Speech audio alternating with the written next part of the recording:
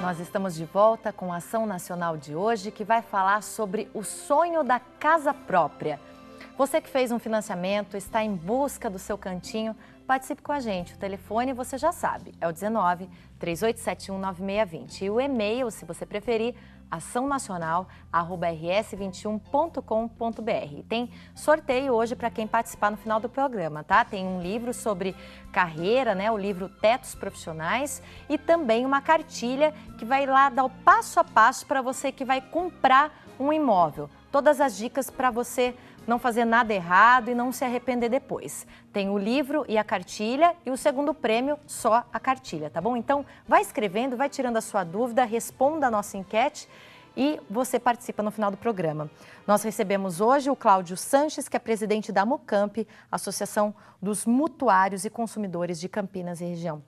Cláudio, com relação à moradia, já melhorou muito essa questão no Brasil. Hoje a gente tem um número aqui de 75% da população já tem um cantinho para viver, mas a gente sabe que tem muito para se melhorar, até porque moradia é um direito básico do ser humano, né? O que precisa acontecer no Brasil para que a gente melhore nesse sentido?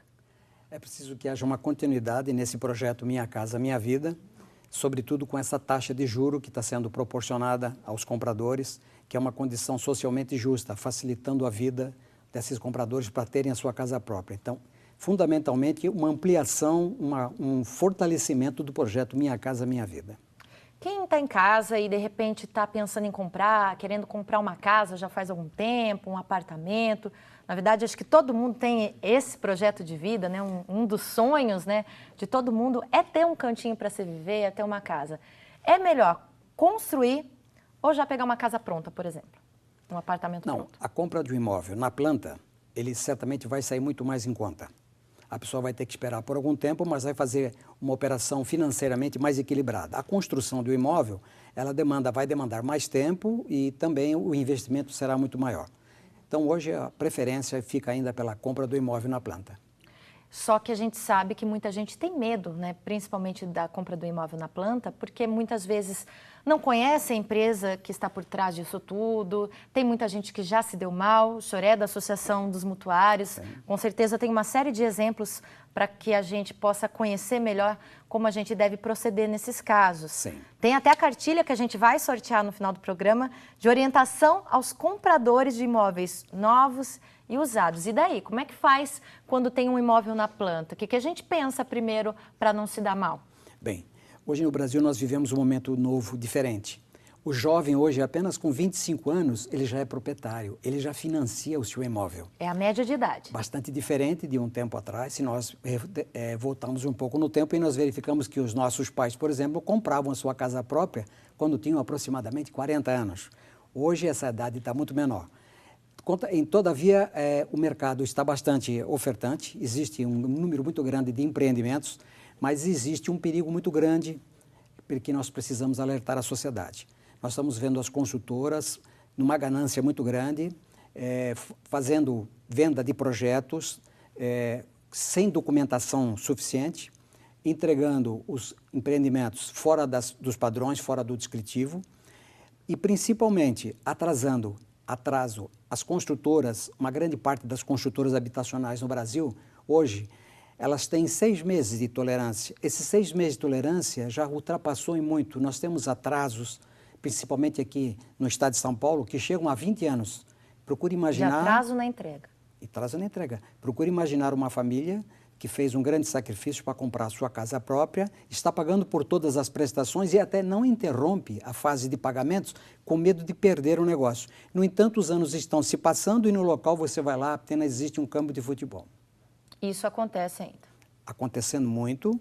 Isso, inclusive, tem alertado de uma certa forma as autoridades, principalmente o Ministério Público, a Promotoria da Área de Habitação, que está ajudando muito a população a resolver esses problemas. É um problema muito sério.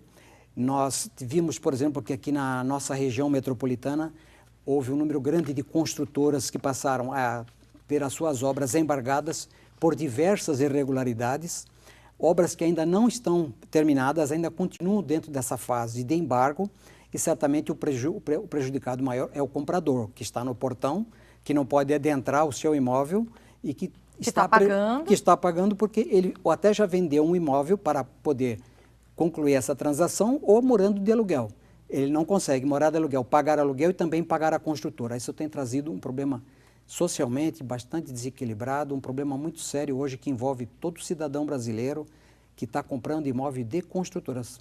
E o que o cidadão faz num caso como esse? Ele começa a levantar a papelada da construtora, por exemplo, até tem um item aqui na cartilha que a gente tem em mãos hoje sobre os passos antes de comprar um imóvel, construtoras imobiliárias. Isso não garante que a compra não trará riscos. Você deve tirar ou exigir todas as mesmas certidões indicadas.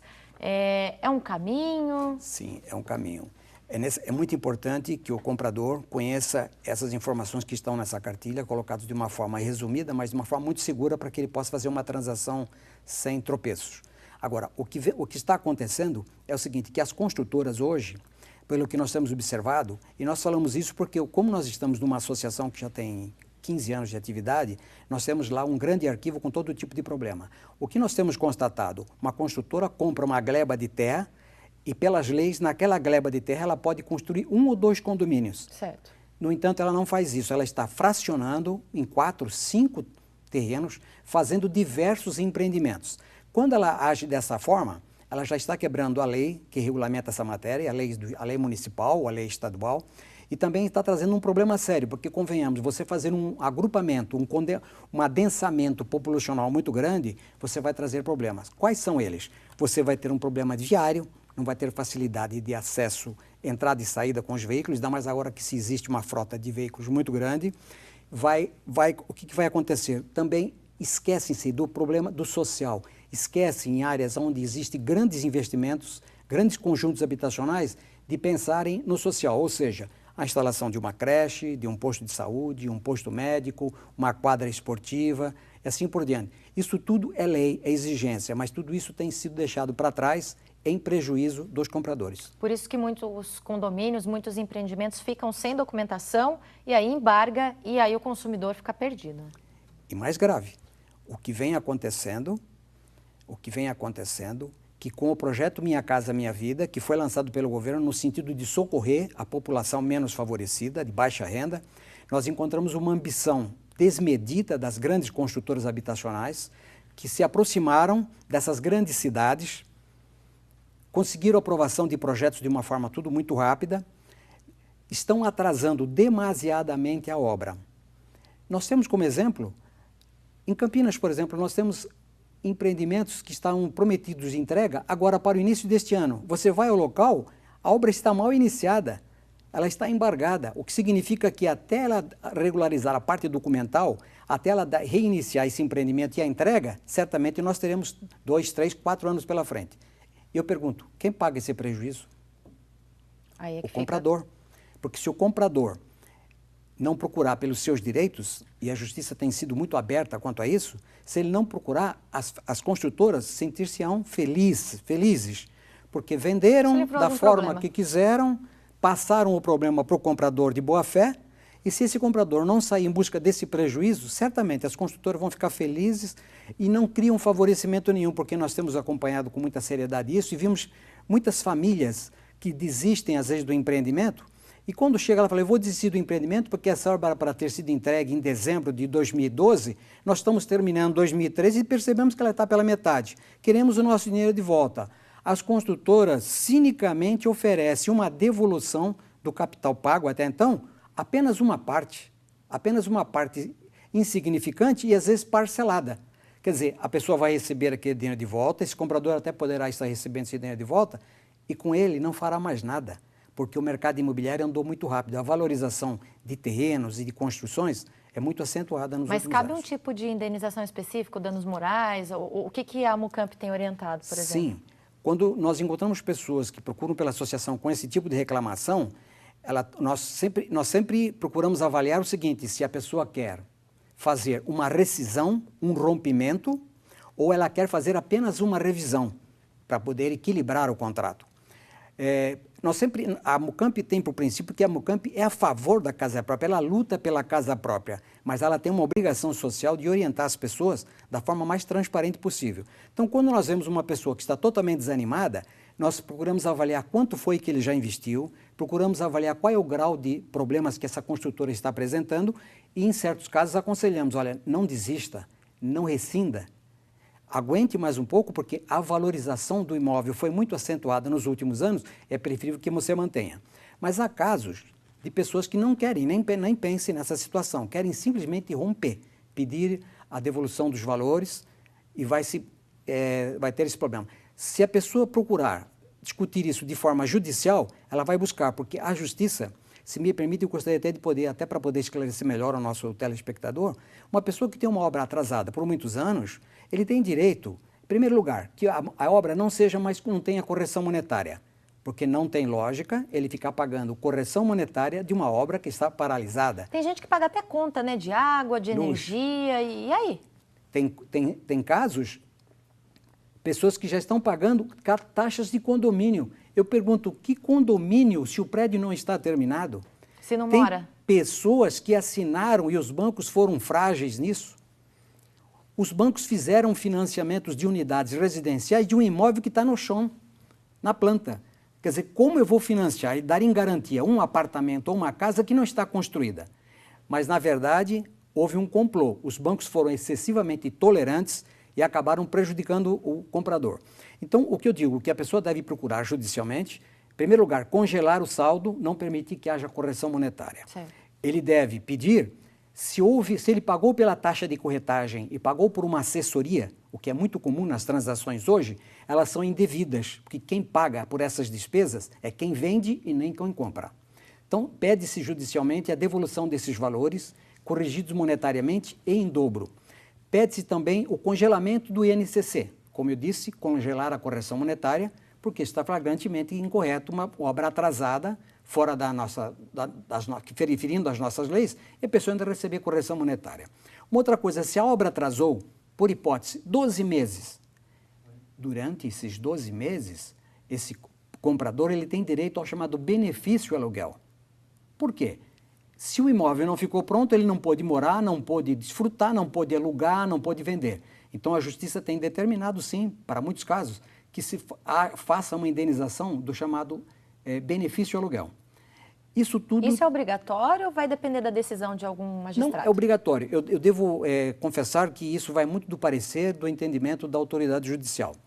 Nós estamos citando isso porque o que nós temos visto é uma quantidade muito grande de jurisprudência, inclusive decisões a nível de tribunal. Então, o que nós dissemos? Que além dessa situação, a pessoa teve um problema muito sério. Ela ficou com um problema financeiro, ficou com um problema familiar, não pôde casar, não pôde alojar decentemente a família.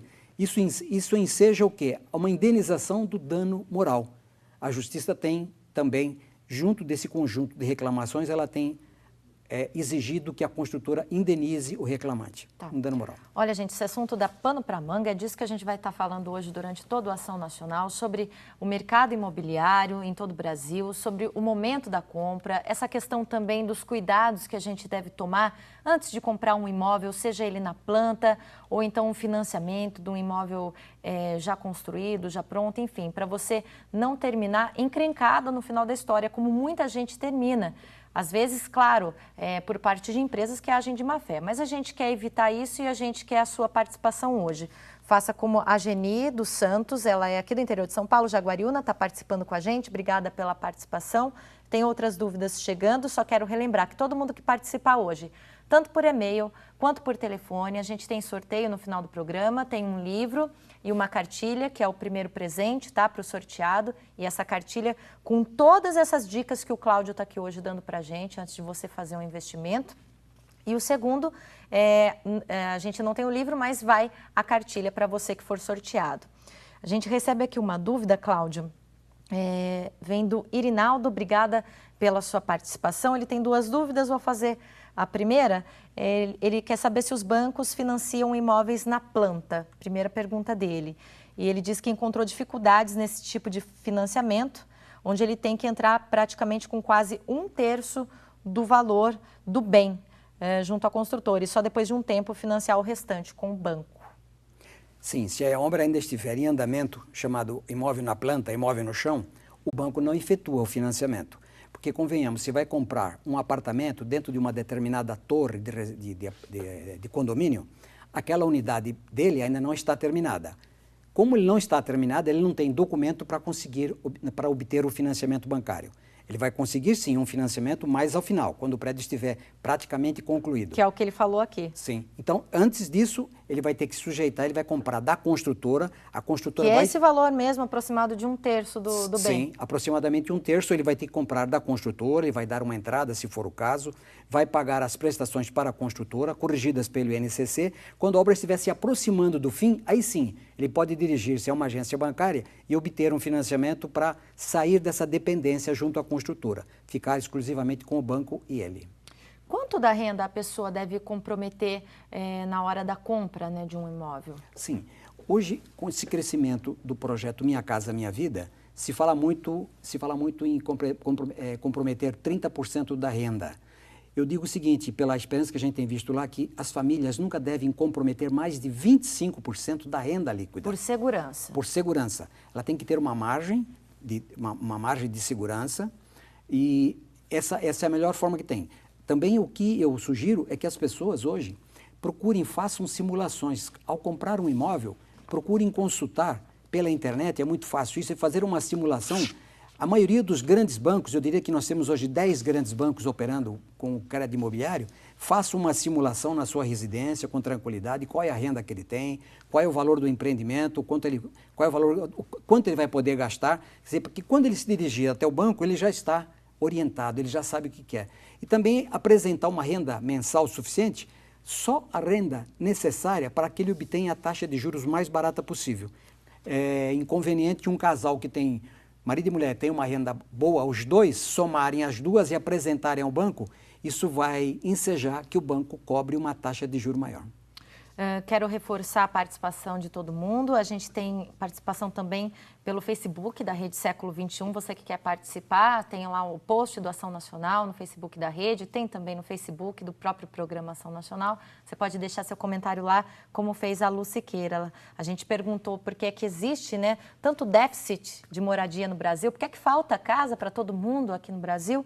E ela fala o seguinte, que isso existe porque vem da má distribuição de rendas, da ganância dos políticos, da roubalheira, ela cita aqui, e muitas outras coisas. Está aí a opinião da Lu Siqueira. Você também pode participar durante todo o nosso programa. A gente vai para um rápido intervalo e volta daqui a pouquinho respondendo mais dúvidas sobre mercado imobiliário.